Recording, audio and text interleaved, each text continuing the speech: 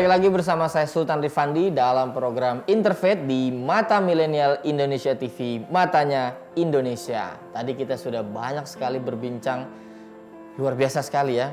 Jadi kita diajarkan bagaimana berbagi tidak melulu soal uang ya Romo ya.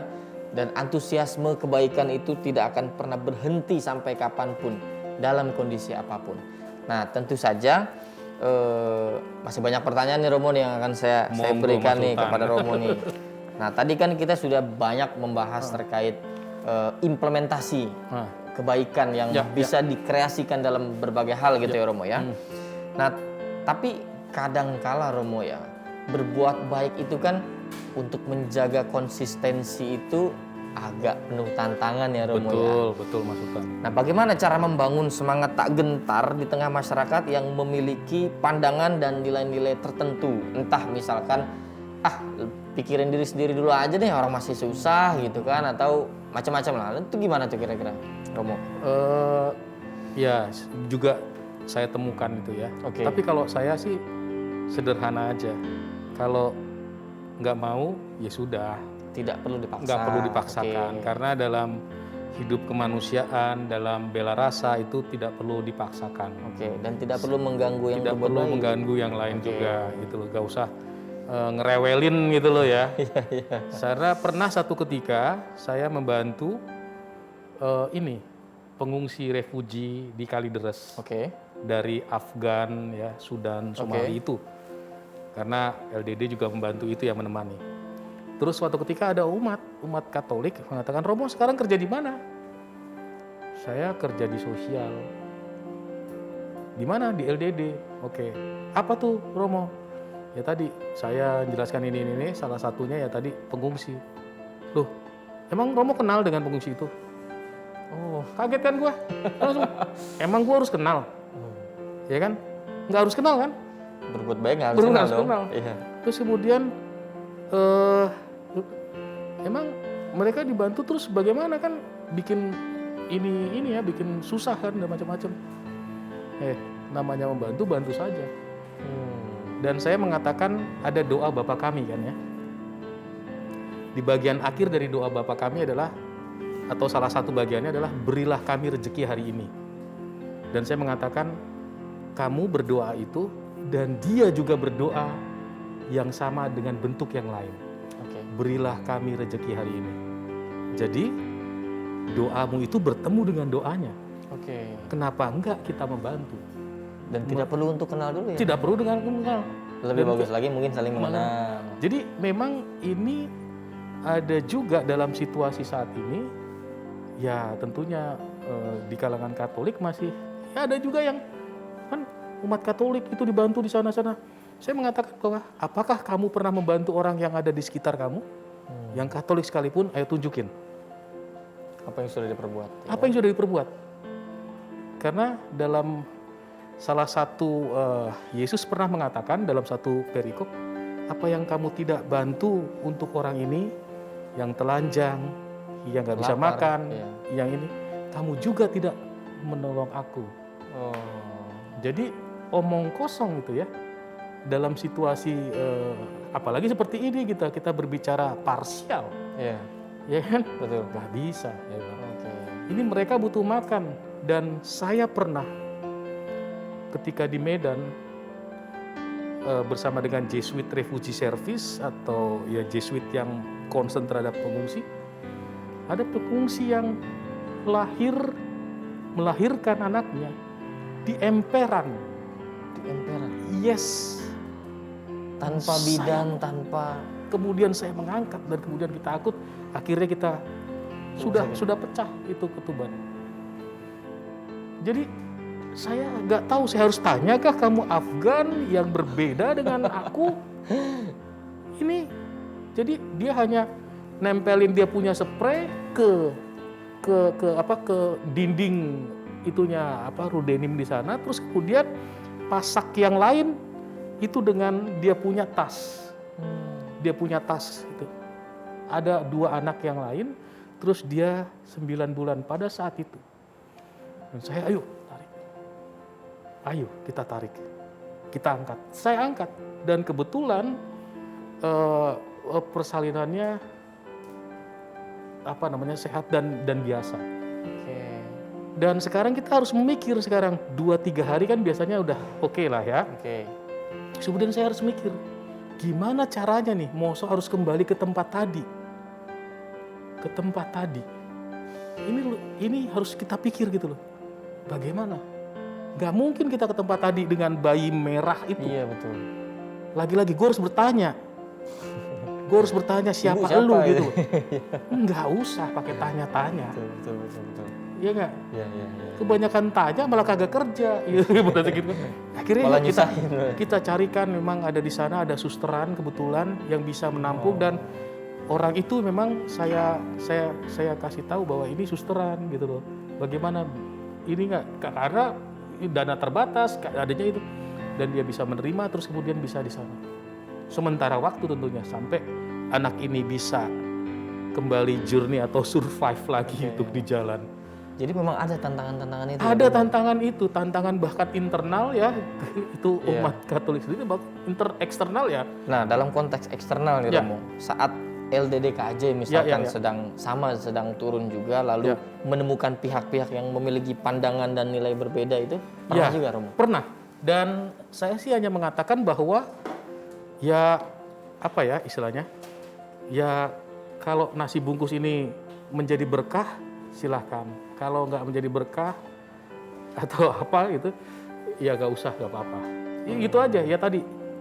Simple. Karena kalau internal saya bisa ngomong ya, itu. Tapi kan kalau ini jadi debatnya panjang gitu. Oh oke. Itu ya. Ya bahkan kami disangka juga pernah kristenisasi juga itu, dan saya mengatakan saya tidak akan pernah ke sana. Oke. Tidak akan pernah ke sana. Fokusnya memang pelayanan sosial. Pelayanan sosial kemanusiaan. Saya tidak pernah berminat untuk ke sana. Itu. Gak pernah berpikir bahwa membaptis orang dan macam-macam. Aduh udahlah. Pusing kepala gua kalau udah begitu. Jadi memberi makan saja sudah itu. Ini termasuk saya juga tertarik sekali nih dengan kata-kata kaum kecil, lemah, miskin, tertindas, disabilitas. Itu kan kelompok masyarakat yang mungkin tidak terurus mungkin ya Romo ya. Lalu bagaimana nih contoh-contohnya Romo, kaum KLMTD ini seperti apa sih mereka, ciri-cirinya, indikatornya, dan Gereja Katolik melalui LDDKJ ini memberikan perhatian khusus kepada mereka ini seperti apa dan karena apa gitu loh Romo? Panjang banget jawabannya. Pelan-pelan aja satu-satu aja berarti Romo. Indikatornya jelas ya, orang yang secara ekonomi tidak bisa memenuhi kehidupannya, itu ya paling sederhana lah. Terus kemudian siapa mereka, tentunya pemulung lah gitu kan, atau dia tidak punya akses untuk mendapatkan bantuan dari pemerintah seperti itu mungkin lo ya itu. Pendatang dari luar ya, gitu banyak Romo, sekali kan itu. Ya jadi kita membantu secara tadi karitatif, secara pemberdayaan, secara advokasi, dan ya ada yang lain-lain kebencanaan dan litbang itu mungkin itu hal yang lain ya. Tapi paling tidak ini 3 hal ini yang pokok untuk mendampingi KLMTD tadi ya. Terus kemudian ya mereka pokoknya yang hidup di jalan kayak gitu-gitu ya. Jadi kita nggak ada parameter yang kalau mereka nggak punya UMR mereka tidak seperti ini. Saya kira nggak juga gitu loh. Foto rumahnya dulu misalnya. Itu dulu nggak juga gitu loh. Sudah ketampak bahwa mereka kelompok marginal, kelompok yang hidup tidak stabil ya, itulah yang kita bantu begitu. Itu. Nah, atas dasar apa pada akhirnya memilih kita bantu mereka gitu? Atas dasar kemanusiaan. Atas dasar kemanusiaan dan iman itu ya. Iman tadi Deus Caritas Est, Allah adalah kasih, mengasihi, dan wujud yang konkret dari Deus Caritas Est adalah amal kasih. Amal kasih. Nah, dalam konteks pelayanan seperti itu masih ada tantangan juga nggak Romo dari kelompok-kelompok yang memang KLMTD tadi masih menolak? Masih ada. Ada menolak. Ada malah yang minta lebih.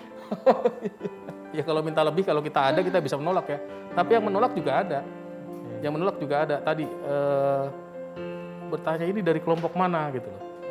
Ya mau nggak mau kan ya LDD KAJ gitu loh kan. KAJ itu apa? Keuskupan Agung Jakarta. Oh, jangan-jangan ini punya misi yang lain. Aduh, aku bilang nggak pikir itu aku bilang gitu kan. Ya tapi tadi balik lagi ya, kalau mau jadi berkah ya silakan, kalau enggak ya nggak apa-apa gitu. Tapi selama ini kok rasanya kita bisa apa namanya kerjasama. Dan kalau agak sulit, kita akan kerjasama dengan teman-teman yang lain. Seperti NU tadi, Oke. yaitu yuk kita daerah sana kok sulit gitu loh, kita mau bantu. Ya lewat teman-teman NU, lewat pesantren yang ada. Dan kita juga membantu kerjasama dengan beberapa pesantren gitu, dan itu kita bisa. Nah, ini pemilihan KLMTD ini Romo, apakah memang secara dasarnya analisa saja bahwa memang ya mereka secara warga negara memang membutuhkan, atau memang ada seruan dari Katolik itu sendiri bahwa ya ibu-ibu itu prioritas, atau itu seperti apa kira-kira? Ya.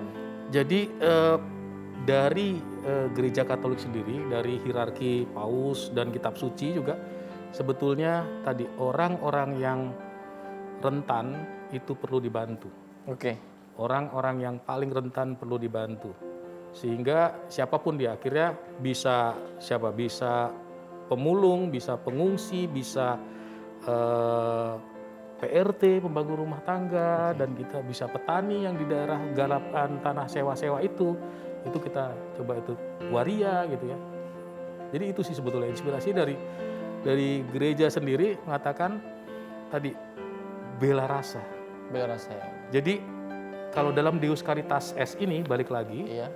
bahwa ketika mewujudkan kasih kepada semua orang itu juga mewujudkan iman atau mewujudkan Trinitas, Allah Bapa, Allah Putra, Allah Roh Kudus itu hadir di dalam itu. Kata syukur, terima kasih yang diungkapkan oleh orang yang kita berikan, itulah ungkapan Allah sendiri. Oke. Ya, ungkapan Allah sendiri artinya ini memberi support iman kepada kita bahwa tadi balik lagi Allah kasih yang memberikan uluran tangan kepada semua orang. Jadi lebih peduli. Lebih peduli dan macam-macam. Kalau hal-hal yang bisa menghalangi sentuhan itu datang supaya kita bisa menghindarkan tuh apa saja kira-kira Romo? Sentuh, maksudnya gimana? Jadi misalkan sebetulnya kita bisa nih peduli terhadap sesama, tapi kok kita jadi cuek ya? Nah, apa yang pada akhirnya sentuhan Tuhan itu terhalang di hati kita gitu? Satu, takut kotor tangannya. Takut kotor tangannya maksudnya tinggal cuci tangan kan Romo? Enggak. Satu hal karena mereka ini ya, apa namanya, takut waktunya kehilangan. Oh, Kalau tak lihat-lihat ya. sia-sia nih saya melakukan hal ini. Jadi bukan gitu. Wah, kalau gue bantu orang atau peduli pada orang itu kan energi gue jadi ke sana. Oke. Padahal gue punya ini dan itu dan litani atau urusan-urusan yang semuanya private. Masih banyak kerjaan. Banyak. Oke. Banyak. Jadi lebih baik gue donasi aja nih, cepet. Oh. Habis perkara. Jadi nggak bisa juga dibilang bahwa dia nggak peduli, tapi dia cepret mungkin memberi uang 50.000 atau apa, go loh, Silakan. ya kan? Tapi kan gereja dalam Deus Caritas S tidak itu, tapi bagaimana menemani mereka dengan hati, bukan dengan uang pertama-tama, tapi dengan hati. Karena perhatian hati ya, perhatian ini menurut saya sangat juga menjadi sebuah ujung tombak kembar, celah di dalam sepak bola begitu kan? Ujung tombak kembar, ujung ya? tombak kembar yang bisa membuat gol yang indah. Artinya bahwa bisa mendampingi mereka dengan kontinu begitu. Oke. Gitu. Tapi tadi balik lagi kalau ke pertanyaan tadi, ya orang tidak mau repot, kehilangan waktu untuk mendampingi untuk ini. Jadi cepret atau ya sudah. Apakah seperti itu bisa dikatakan buruk atau sebenarnya butuh juga orang seperti itu? Tapi kalau kebanyakan juga kayaknya agak bahaya. Atau gimana kira-kira? Ya kalau aku sih ini pilihan ya. Pilihan ya. Pilihan karena pergulatan juga hidupnya, karena juga ini apa kedalaman imannya, jadi nggak bisa menjudge juga bahwa ini. You silahkan asal jangan menjadi batu sandungan untuk orang yang mau berbela rasa. Batu sandungan ini tafsirannya seperti apa kira-kira? Batu sandungan ini seperti ini. Jadi jangan sampai orang yang sedang berbela rasa dicemooh gitu loh. Oke. Lu nggak ada kerjaan lo, Gabut lu banget sih lo. gabut gitu. banget sih lo, ya kan? Lu dasar pengangguran dan macam. Jangan. Oke. Banyak volunteer LDD, banyak volunteer LDD. Nah, jangan sampai orang ya udah, lu kalau nggak mau terlibat tapi nggak usah banyak Ngeribetin. ngomong lah ya. Iya, nggak usah ngeribetin. Nggak usah ngeribetin gitu loh, nggak usah jadi batu sandungan pada orang lain yang mau terlibat. Ini penting banget, karena energinya ini bisa menjadi apa ya, menjadi kontraproduktif gitu loh. Susah kayak di zaman sekarang nih Romo, Iya. kan di medsos, Betul. orang akhirnya dihujat, Dihujat dan dikata-katain. macam-macam itu. Gimana kira-kira Romo? Ya itu, lu udah lah, jangan ngeribu-ribui atau jangan ribetin orang yang sedang berbela rasa. Kalau lu nggak mau, kalau kamu nggak mau ibaratnya, dukunglah dengan doa saja. Sudah, itu. Kalau ngeribet-ribetin, wah ini cari muka, cari panggung, cari macam-macam, cari duit, cari ini dan macam-macam, Gak habis-habisnya. gak habis-habisnya.